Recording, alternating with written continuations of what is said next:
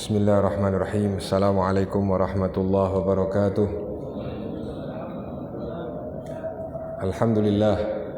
Alhamdulillahi rabbil alamin. Allahumma salli wa sallim wa barik ala sayyidina Muhammadin miftahi babi rahmatillah. Adada ma fi ilmillah, salatan wa salaman daimaini bidawami mulkillah. Wa ala alihi wa sahbihi. Subhanaka la ilma lana إلا ما علمتنا إنك أنت العليم الحكيم رب اشرح لي صدري ويسر لي أمري واحلل عقدة من لساني يفقه قولي أما بعد. Para hadirin Majelis Bainal Maghrib wal Isya, dalam rangka peringatan Maulidin Nabi sallallahu alaihi wasallam, alhamdulillah di kesempatan malam hari ini Al-Faqir mendapatkan tugas untuk menyampaikan tentang masalah al-fiqh, masalah fikih yang berhubungan dengan ilmu ibadat, yang memang jika al-fikih, ilmu yang berhubungan dengan masalah ibadat maupun muamalat, yang berhubungan dengan masalah muamalah sampai berhubungan dengan masalah al-jinayat wal hukumat, tentang berbagai macam peraturan di dalam hukum Islam, tidak mungkin cukup dikaji dalam waktu cuma 40 menit ya. 40 menit bahas fikih. Imam Syafi'i bisa pusing kalau gitu. Sangat sulit memang. Cuma ala kulli hal, yang penting kita menghidupkan ma bainal maghrib wal isya, antara maghrib dan isya, yang dikatakan sebagai kanzun min kunuzil ilm wa kanzun min kunuzil jannah. Harta atau harta yang tersimpan yang sangat berharga dari surga-surganya Allah Ta'ala. Di sini kami ingin menyampaikan tentang fadilah daripada fikih yang berdasarkan yaitu ilmu yang merupakan tulisan dari ayahanda sahibul maulid Al-Habib Ali bin Muhammad Al-Habsyi dalam kitab Fathul Ilah bima yajibu 'alal 'abdi lil maulah, kewajiban-kewajiban bagi seorang hamba kepada Tuhannya, yaitu Al-Habib Muhammad bin Husain bin Abdullah bin Syekh Al-Habsyi, yang mana fikih itu, tata cara ibadah itu asalnya dari hadis Rasulullah sallallahu alaihi wasallam yang bersumberkan ketika disebut hadis Jibril. Hadis Jibril, ja'a Jibril ila Nabi sallallahu alaihi wasallam, datang Jibril kepada Nabi.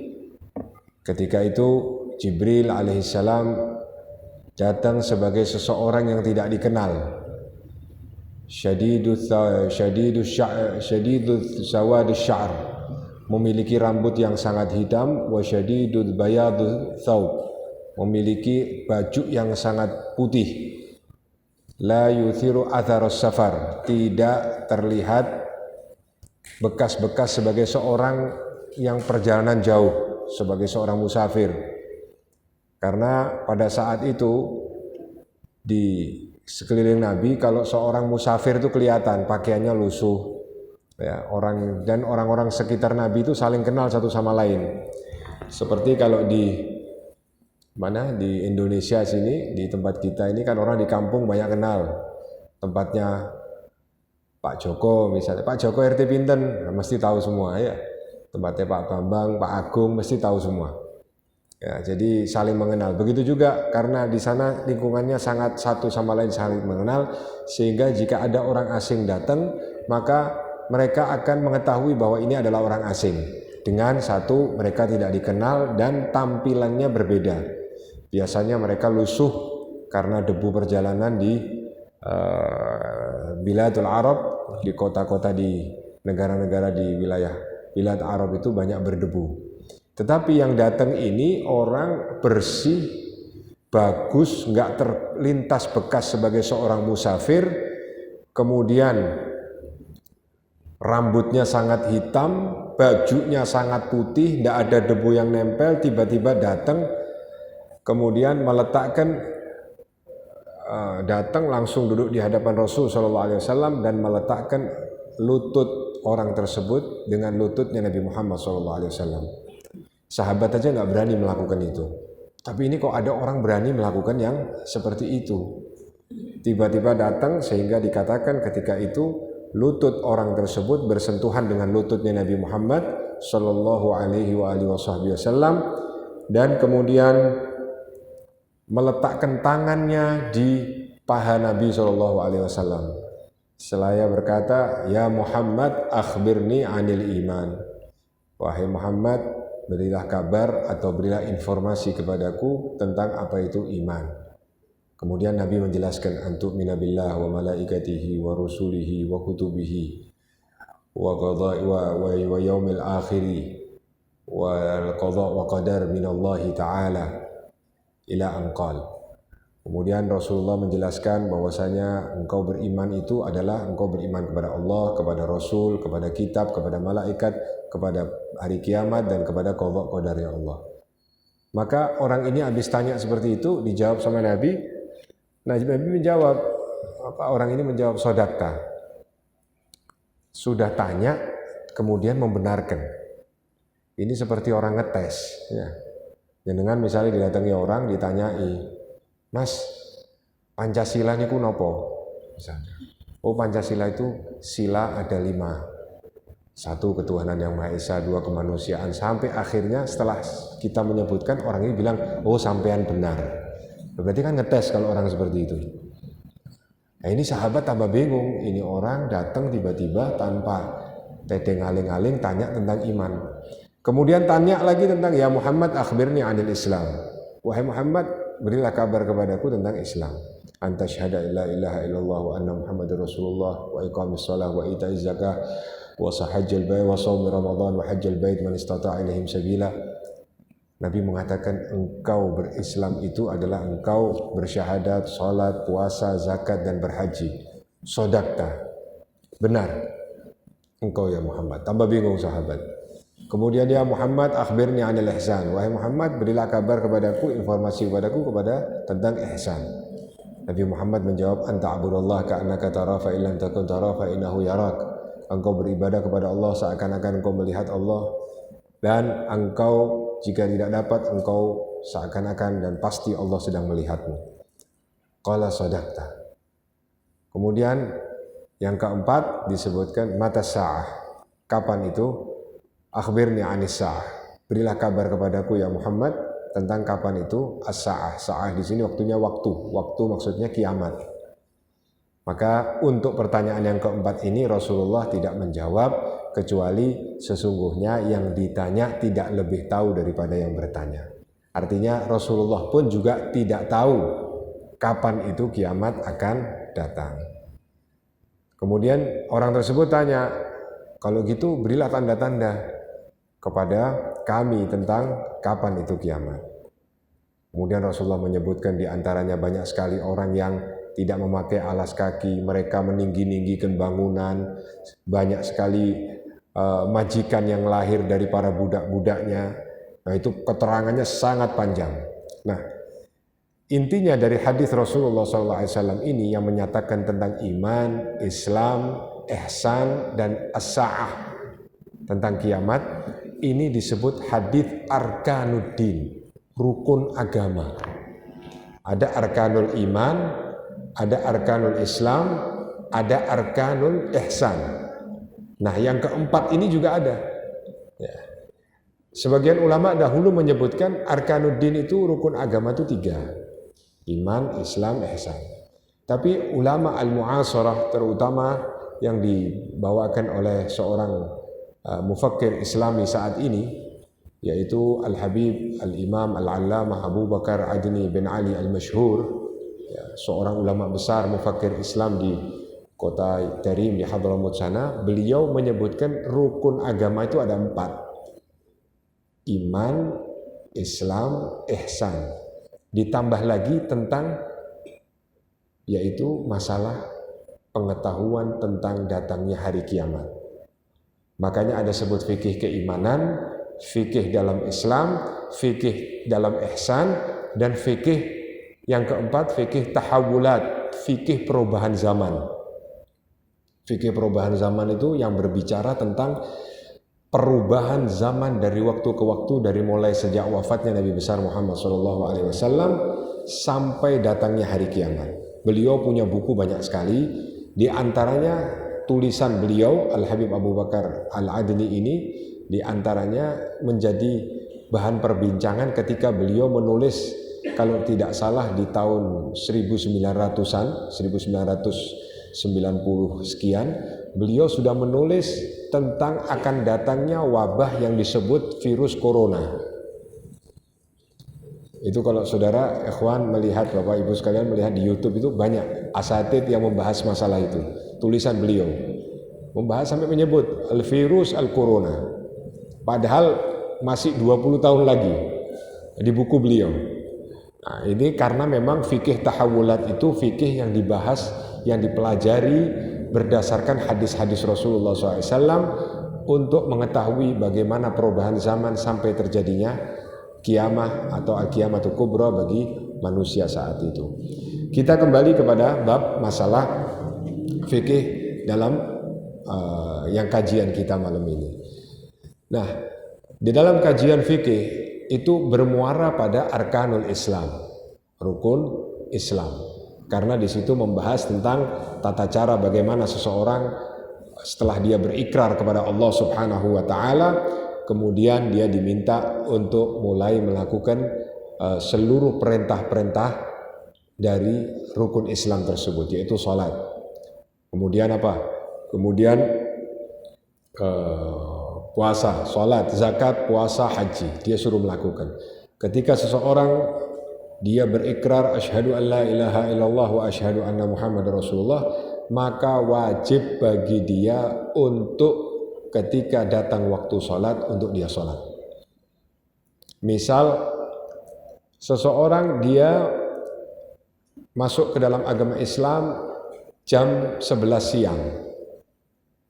Kemudian adzan zuhur datang, maka saat itu juga dia wajib ketika dia sudah masuk Islam, dia mandi wajibnya, kemudian dia melakukan sholat zuhur.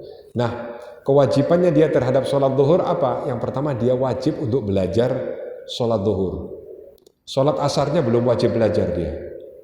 Wajibnya sholat zuhur karena ta'ayyan alaih, kewajiban bagi dia saat itu adalah sholat zuhur. Asar kapan kewajiban untuk belajar sholat asarnya? Ketika waktu asar datang, wajib bagi dia belajar sholat asar. Ketika dia sudah belajar sholat asar, waktu masuk asar, dia wajib belajar sholat asar. Kemudian ketika waktu maghrib, wajib bagi dia untuk belajar sholat maghrib. Begitu juga waktu isya, wajib bagi dia untuk belajar sholat isya. Begitu juga sampai waktu sholat subuh. Dia melakukan waktu itu masuk Islam masih bulan Rabiul Awal. Apakah dia wajib belajar hukumnya belajar puasa?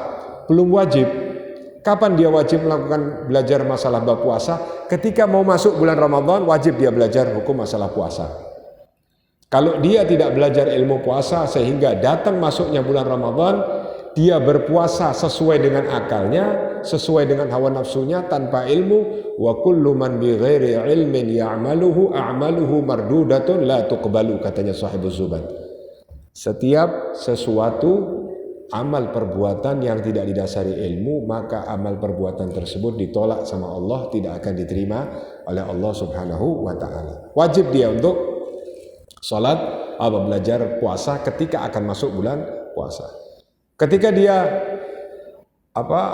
belajar zakat, dia masuk Islam, dia memiliki harta.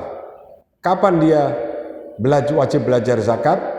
Nah, ketika sudah waktunya dia mengeluarkan zakat. Misalnya dia mulai masuk Islam bulan Rabiul Awal seperti ini, maka setelah perputaran pekerjaannya dari hartanya dia selama setahun di bulan Rabiul Awal yang akan datang, dia wajib mengeluarkan zakat untuk harta yang dia miliki. Ketika dia belum masuk waktunya Rabiul Awal yang ada, belum wajib. Tapi jika dia sudah mulai memperhitungkan itu, ahsan fa ahsan, baik dan lebih baik. Ya. Maka dari itu wajib bagi seseorang untuk belajar. Begitu juga untuk dia mau berangkat haji. Ketika Allah berikan kemampuan dia untuk berangkat haji, wajib bagi orang tersebut untuk belajar ilmunya haji. ya, untuk belajar ilmunya haji. Karena kalau dia berangkat tanpa ilmunya haji, maka ditakutkan waliyadzubillah dia pulang ke Indonesia balik setelah ibadah haji tapi tidak dihitung haji sama Allah. Sampai waktu dahulu ketika saya belajar masih zamannya belajar itu, guru sering bilang waktu di Saudi itu, berapa banyak orang, kata Imam Nawawi dalam kitab Idah, berapa banyak orang berangkat haji pulang ke negaranya masih dalam keadaan berihram. Masih dalam keadaan berihram. Lagi bagaimana berihram masih dalam keadaan berihram? Dia masuk melakukan ibadah haji, dia niat nawaitul hajj wa ahramtu bihi lillahi ta'ala. Saya niat untuk berhaji dan saya berihram karenanya karena Allah Ta'ala. Tapi ketika dia melakukan perbuatan rukun-rukunnya haji, ya, dia tidak melakukan dengan sebenarnya. Misal, seseorang wukuf di Arafat, ya, wukuf di Arafah itu wajib dia mendapatkan dari mulai tergelincirnya matahari, yaitu zuhur, sampai ketemu terbenamnya matahari. Tapi dia nggak mendapati terbenamnya matahari. Dia tiba-tiba keluar dari Arafat sebelum terbenamnya matahari. Maka wukufnya tidak dipermasalahkan di dalam sebagian mazhab. Atau lagi seseorang yang dia tawaf di Ka'bah. Tawaf di Ka'bah itu at-tawaf bimanzilatis shalah. Tawaf itu kedudukannya seperti sholat. Tawaf di Ka'bah tapi dia wudhunya batal. Padahal tawaf ini kedudukannya seperti sholat. Sehingga putaran tawafnya itu ada sebagian yang nggak sah. Kalau tawafnya nggak sah, sa'inya nggak sah. Kalau sa'inya nggak sah, maka rukunnya nggak sempurna, nggak dijalankan sempurna. Kemudian dia tahallul, potong rambut. Berarti dia melakukan satu perbuatan, belum sempurna hajinya, sudah motong rambut, wajib bagi dia dam. Dan dia belum selesai hajinya. Dia masih dalam keadaan berihram, belum halal. Padahal tahallul itu artinya dari keadaan ihram. Apa keadaan ihram itu? Keadaan dari yang diperbolehkan sebelum berihram, setelah berihram diharamkan. Seperti seseorang nggak boleh potong rambut, nggak boleh pakai minyak wangi, nggak boleh pakai pakaian berjahit laki-laki, wanita nggak boleh menutup wajahnya dengan menempel di wajahnya. Nah, ketika dia berihram harus dilakukan itu semua.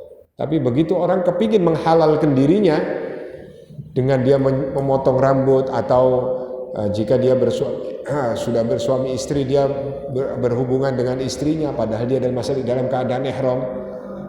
Nah, kemudian kalau sudah seperti itu yang dia lakukan, damnya bukan dam beleh kambing lagi. Ya, damnya lebih dahsyat, beleh unta. Nah, unta ini tidak murah Pak di sana. Ada yang pernah beleh unta nggak di sini? Nggak pernah. Di sini sapinya Pak Presiden paling gede. Nah, itu membeleh unta dan dia terkena kewajiban untuk menyempurnakan hajinya. Maka kata Imam Nawawi, berapa banyak manusia, terutama yang sering terlihat adalah para wanita yang terlihat auratnya ketika dia bertawaf. Tawaf dia terlihat rambutnya, tawaf dia terlihat kakinya, tawaf dia terlihat aurat yang harus ditutup ketika dia sholat. Nah, akhirnya menjadikan tawafnya nggak sah dan dia pulang ke negaranya dalam keadaan masih berihram. Nah, kalau seperti ini, maka indallah laisa lahu bil hajj, maka di hadapan Allah dia tidak mendapatkan sebuah haji. Makanya seseorang kalau mau berangkat haji, mau berangkat umrah, itu harus belajar ilmu. Dan ilmunya haji sama umrah itu nggak bisa ilmu teori, pasti harus praktek. Alhamdulillah di Indonesia banyak manasik. Manasik itu fungsinya untuk mempraktekkan sekiranya kita kelak di tanah haram. Bagaimana kita melakukan ibadah dengan sempurna dan tidak salah, supaya ibadah kita diterima oleh Allah Subhanahu wa taala. Karena Bapak Ibu sekalian yang dimuliakan oleh Allah Subhanahu wa taala, ibadah itu levelnya itu dua. Ada ibadah itu sah, ada ibadah itu diterima. Ibadah itu diterima levelnya lebih berat daripada sah. Sahnya ibadah itu fungsinya untuk menggugurkan kewajiban. Kita sholat maghrib di Masjid Agung ini. Supaya sah kita sholat maghrib, kita harus menjalankan syurutus sholat. Apa syurut-syurutnya sholat? Banyak sekali. Di antaranya at-taharah, bersuci, berwudu, kemudian satrul aurah, menutup aurat, kemudian istiqbalul qiblah, kemudian menghadap ke kiblat, kemudian tidak terdapat di dalam pakaian kita najis, tidak terdapat di tempat yang untuk kita sholat dalam keadaan najis. Terus kalau kita al-iqtida bil imamah, kita mengikuti imam, harus kita yakin bahwa imamnya nggak batal. Nah, ini kalau kita yakin imamnya batal, maka sholatnya kita nggak bisa. Misalnya saudara ikut seorang imam, saudara nggak tahu imamnya ruku, imamnya sujud, selesai salam, saudara lihat, maaf, sarungnya bolong, dan sarungnya bolongnya ini di tempat yang tidak boleh harusnya terbuka, misalnya di atas mana? Di atas lutut. Nah, di atas lutut kan auratir rajul ma baina surrati war rukbah, auratnya laki-laki antara pusar sama lutut. Misalnya lubangnya di situ, imamnya nggak tahu, tapi saudara sebagai makmum tahu bahwasanya imam ini batal karena nggak sah sholatnya karena terbuka auratnya. Atau saudara tahu bahwasanya pasti dengan jelas di pakaian imam tersebut ada kotoran najis, misalnya di masjidnya itu banyak sekali burung yang nempel, yang suka burung dara yang suka mengeluarkan hadiah itu ke pakaian, ceplak. Kita tahu bahwa itu kotoran itu waktu imam itu datang nggak ada kotoran, tapi saking khusyuknya kita nggak lihat keadaan imam, tiba-tiba waktu imam mau salam kita lihat di sininya ada kotoran, maka engkau menjadi tidak sah karena imamnya juga nggak sah sholatnya. Maka harus mengetahui bahwasanya diyakini tidak terdapat satu hal yang membatalkan sholatnya imam. Nah, ketika kita sudah mengetahui syarat-syarat ini, kita masuk kepada sholat. Sholatnya apa syaratnya supaya kita menjadi sah? Syaratnya sudah dijalankan dengan sempurna. Ada 17 syurut. Ada lebih dari 10 syurut syaratnya sholat. Kemudian ada lagi saudara harus menjalankan arkanus sholat, rukun-rukunnya sholat. Mulai takbiratul ihram, membaca Fatihah, kemudian al-qiyam inda qadrihi, engkau berdiri sesuai dengan kemampuanmu, kemudian ar-ruku, kemudian ketika ruku engkau perlu tumakninah, kemudian i'tidal, tumakninah, sujud, tumakninah, kemudian tasyahud, kemudian sampai akhirnya sampai salam. Ini termasuk semuanya rukun sholat. Ketika kita menjalankan semua rukun itu dengan sempurna, maka sampai salam sholat kita menjadi sah. Apa artinya? Kita terbebas dosa meninggalkan sholat. Ya, terbebas dosa meninggalkan sholat. Kalau sudah terbebas dari dosa meninggalkan sholat, insya Allah terselamatkan dari ancaman Allah Subhanahu wa Ta'ala kepada orang-orang yang meninggalkan sholat. Nah, apakah sholat yang dijalankan tersebut bermanfaat? Nah, ini naik tahap kedua. Naik pada tahap kedua. Tahap kedua apa? Tahap kedua diterimanya sholat. Jadi harus sholat itu diterima melalui pintu sahnya sholat. Makanya disebut inna sholata tanha anil fahsya wal munkar. Sesungguhnya sholat itu mencegah perbuatan keji dan munkar. Di situ kalau Bapak Ibu sekalian perhatikan, kalimat as-sholah di situ bukan sholatan, bukan isim nakiroh kalau dalam nahwu ya. Kalau isim nakiroh itu sesuatu yang majhul, yang tidak diketahui, artinya umum, semua sholat. Tapi di situ ada alif lam, inna as-sholata, isim ma'rifah. Sehingga sebagian para ulama mengatakan bahwasanya dengan kalimat as-sholata itu menunjukkan tidak semua sholat yang bisa mencegah perbuatan keji dan mungkar. Sholat yang bagaimana yang bisa mencegah perbuatan keji dan mungkar? Sholat yang diterima oleh Allah. Kalau cuma sekedar fasenya sah, itu hanya membebaskan kita dari dosa meninggalkan sholat. Munggo uang gitu, orang itu cuma nyaur kewajiban.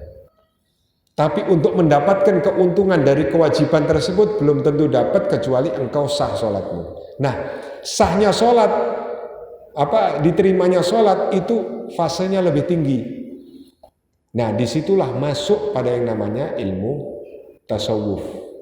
Ilmu tasawuf yang yukhalis kulli ibadatin minad danais, membersihkan semua ibadah dari kotoran-kotoran ibadah. Apa kotoran-kotoran ibadah? Yaitu satu, engkau sholat lillahi ta'ala. Engkau sholat khusyuk. Engkau sholat memahami inna sholati wa nusuki wa mahyaya wa mamati lillahi rabbil alamin. Sesungguhnya sholatku, ibadahku, hidupku, nusukku, ibadahku, hidupku dan matiku karena Allah subhanahu wa ta'ala Tuhan semesta alam. Ketika engkau memahami bahwa sholatku ini bukan karena manusia, sholatku bukan karena pujian orang, sholatku bukan karena supaya dilihat sebagai ahli ibadah, sholatku bukan karena aku di depan orang yang menjadi atasanku, sholatku bukan untuk mencari nama, ibadahku, sedekahku, puasaku, hajiku, zakatku, apapun yang kulakukan lillahi rabbil alamin. Apa ciri khas lillahi rabbil alamin? Apa Bapak Ibu? Ciri khas ibadah kita karena Allah subhanahu wa ta'ala itu apa? Ciri khas ibadah itu karena Allah subhanahu wa ta'ala adalah jika seseorang tidak tergoda atas ibadahnya jika ibadah itu dipuji maupun dicaci. Padha wae. Kowe tak puji sampai senduwur langit, ya salatmu sakmono rakaat. Kowe tak nyek kaya ngono, ya salatmu sakmono. Kowe tak puji mentok, ya sedekahmu semono. Kowe tak nyek entek, ya sedekahmu sakmono. Itu tandanya bahwasanya engkau sudah tidak memperhatikan manusia di dalam ibadahmu. Nah, apalagi seseorang yang mau berangkat ibadah haji, itu godaannya banyak. Berangkat haji, cari apa? Supaya di depan ada tulisan H. Kalau perempuan ada tulisan haji, hajjah, itu haji. Nah, atau ada lagi untuk supaya ganti kopiah. Nah, kalau saya ganti kopiah putih, wah, saya ini memang sudah biasaan kopiah putih ya, bukan karena ingin ganti kopiah. Nah, jadi tapi ingin belajar banyak kopiah hitam supaya seperti para santri zaman dahulu. Nah, dalam arti bahwasanya kita ini ibadah karena Allah Subhanahu wa taala, tidak karena laisa bimadhin nas wala madmumin nas, bukan karena pujian manusia, bukan karena celaan atau ucapan-ucapan manusia. Nah, kalau sudah pada kategori ini termasuk juga khusyuk. Khusyuk di dalam salat itu termasuk menentukan diterimanya salat. Ya. Tapi al-khusyuk ini kalau dalam madhabnya Imam Syafi'i radhiyallahu taala anhu, khusyuk itu ala qadril istita'ah, ya, sesuai dengan kemampuan. Tapi harus ada di dalam sholat itu khusyuk. Nggak boleh di dalam sholat nggak khusyuk. Harus ada. Karena itu menentukan engkau diterimanya sholat. Jadi dari mulai takbiratul ihram sampai salam, jangan sampai nggak khusyuk. Jangan sampai nggak khusyuk. Harus ada di dalam sholat itu khusyuk. Tapi kalau dalam madhabnya Imam Ghazali dahsyat Pak. Madhabnya Imam Ghazali, engkau sholat sekali aja nggak khusyuk, sekejap nggak sah sholatmu. Bukan nggak diterima, nggak sah sholatmu. Ini madhabnya Imam Ghazali. Madhabnya Ihya Ulumuddin. Nah kalau madhab pakai madhab Imam Ghazali wis wangel lah Pak Dewi. Serah mungkin wis. Karena orang selevel Sayyidina Ali bin Abi Thalib karramallahu wajhahu wa ardhah, menantu Rasulullah, sepupu Rasulullah, sahabat Rasulullah, itu pernah beliau kepingin mendapatkan predikat sebagai orang yang sholat yang khusyuk. Sampai Rasulullah, siapa orang yang bisa sholat khusyuk, fa'alaihi birida, Siapa yang dia bisa sholat khusyuk, maka dia mendapatkan ridaku, kata Rasulullah, mendapatkan surbannya Rasulullah. Sayyidina Ali sholat khusyuk dari mulai alif takbiratul ihram sampai salam. Wah, sudah khusyuk. Sayyidina Ali itu kalau sholat ya istaghriq, tenggelam sama sholatnya. Illa sampai di akhir ujung sholatnya di mau salam itu terbesit, kata beliau, terbesit nanti kalau selesai ini kan saya khusyuk, nanti kalau selesai ditawari Rasulullah surban, saya ingat Rasulullah punya 2 surban, hijau sama putih, saya pilih yang hijau. Terbesit seperti itu. Terbesit seperti itu. Waktu itu salam, Sayyidina Ali baru sadar, ya Allah. Ditanya sama Rasulullah, khusyuk engkau ya Ali? La ya Rasulullah. Karena di akhir sholat sebentar, Rasulullah SAW dia terbetik untuk pilih yang yang warna hijau. Artinya bahwasanya orang selevel Sayyidina Ali pun juga berusaha. Nah, kalau selevel kita bagaimana? Minimal kita harus ada di dalam sholat kita khusyuk. Nah, supaya juga sholat kita diterima sama Allah, cara yang paling ampuh bagi kita adalah engkau sholat berjamaah. Sholat berjamaah, ulama bermufakat, ulama mujma' alaih mengatakan bahwasanya sholat berjamaah itu makbul indallah, diterima sama Allah. Karena orang kalau sholat berjamaah, begitu seorang imam mengimami sholat berjamaah, Allah melihat hatinya imam ini bagaimana. Kalau dia khusyuk, maka seluruh yang jamaah sama dia diterima sama Allah. Ya, diterima sama Allah. Kalau imamnya tidak khusyuk, sama Allah dilihat soft pertama. Ini soft pertama ini khusyuk enggak? Sama Allah dilihat. Ada satu yang khusyuk, diterima semua yang jamaah. Soft pertama enggak ada yang khusyuk. Dilihat soft kedua. Soft kedua ada satu, semuanya di soft pertama nggak khusyuk, satu di soft kedua satu orangnya di pojok khusyuk, gara-gara dia diterima sholatnya orang itu. Soft kedua nggak khusyuk, dilihat soft ketiga ada yang khusyuk, diterima. Nggak khusyuk, soft keempat, sampai soft terakhir sama Allah dilihat. Soft pertama, soft kedua, soft ketiga, soft keempat, soft kelima, sampai soft terakhir nggak ada yang khusyuk. Ada satu di pojok soft terakhir khusyuk, diterima sama Allah Subhanahu Wa Taala. Walaupun imam makmumnya semua nggak ada yang khusyuk. Sampai kata ulama di akhirnya semua dari mulai imam sampai makmumnya semua nggak ada yang khusyuk. Allah tetap terima karena jamaahnya mereka. Makanya sholat berjamaah makbul indallah fi ayyi halah. Allah terima bagi orang yang sholat berjamaah dalam keadaan apapun. Allah terima. Makanya sholatul jamaah afdalu min sholatil fadh bi 27 darajat. Sholat berjamaah lebih afdal 27 derajat daripada sholat sendirian, karena fadilahnya sholat berjamaah itu tidak tertandingi dengan sholat sendirian. Ya, sampai zaman dahulu itu kalau ada seseorang yang tertinggal sholat berjamaah, itu sebagian daripada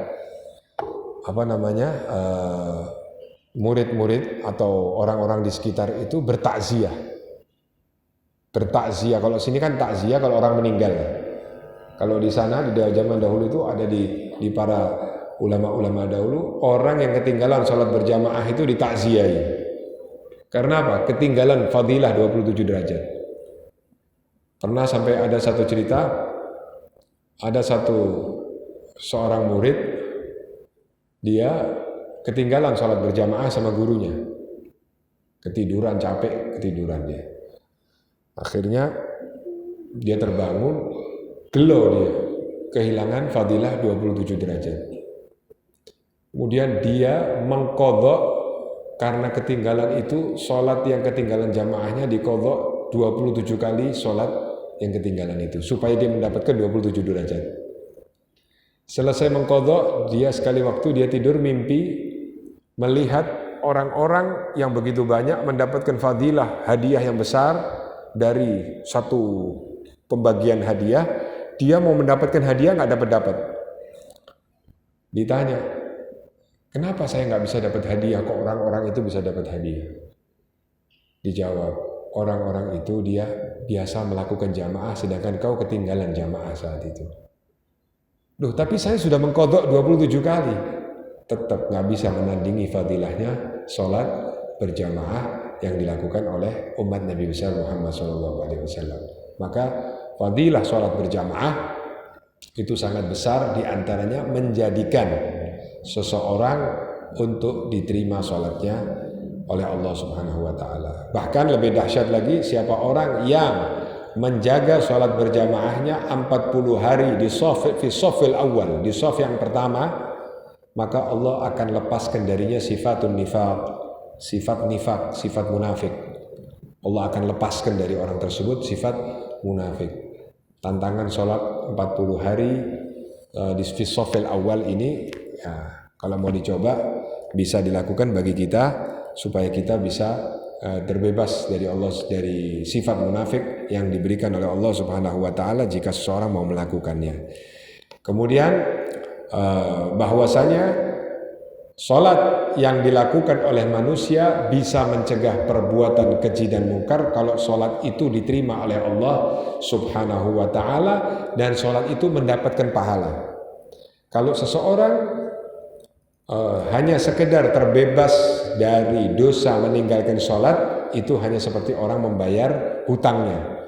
Tapi kalau seseorang mendapatkan pahala dari Allah Subhanahu wa Ta'ala, dia artinya surplus, sesuatu yang lebih diberikan oleh Allah Subhanahu wa Ta'ala dan menjadi tabungan bagi dirinya di yaumil qiyamah. Ada seseorang yang berusaha untuk mendapatkan kekhusyuan di dalam sholat. Gimana kita mau dapat khusyuk di dalam sholat supaya sholat kita diterima? Seperti disebutkan ala qadri istita'ah. Ketika engkau berusaha khusyuk di dalam sholatmu, maka sholatmu itu diterima oleh Allah. Ada dua madhab mengatakan yang mana sholat diterima, apakah dari mulai takbiratul ihram sampai salam yang diterima karena khusyuknya, atau di saat dia khusyuk. Jadi misalnya seseorang sholat ketika takbiratul ihram dia khusyuk, kemudian waktu baca Fatihah pikirannya kemana-mana, baca surat khusyuk lagi, ruku khusyuk, i'tidal melayang lagi, sujud khusyuk, duduk di antara dua sujud hilang lagi, kemudian berdiri hilang. Nah, yang mana yang diterima? Ulama ada yang mengatakan di tempat-tempat dia khusyuk itu yang diterima sama Allah. Di tempat-tempat dia yang tidak khusyuk itu yang sekedar hanya dia menggugurkan kewajiban. Ada yang mengatakan bahwasanya karena kekhusyuan dia di tempat-tempat itu menjadikan semua sholatnya khusyuk dengan menjadikan sholatnya diterima oleh Allah karena kekhusyuan dia di tiap tempat. Jadi tempat yang khusyuk mensyafaati tempat yang tidak khusyuk. Nah, maka jangan sampai kita tidak khusyuk sama sekali sholat. Apalagi sholat berjamaah. Di antaranya juga bisa ngetes. Kalau kita sholat di Masjid Agung ini, coba kita bisa tes imamnya tadi baca surat apa, khusyuk enggak gitu. Imamnya tadi baca surat apa? Apakah kita waktu imam baca surat tadi kita tahu yang dibaca suratnya apa? Kalau kita tahu, nah ini termasuk kita memperhatikan. Jangan sampai kita melayang, karena sholat ini as-shalah rasmalul mu'min.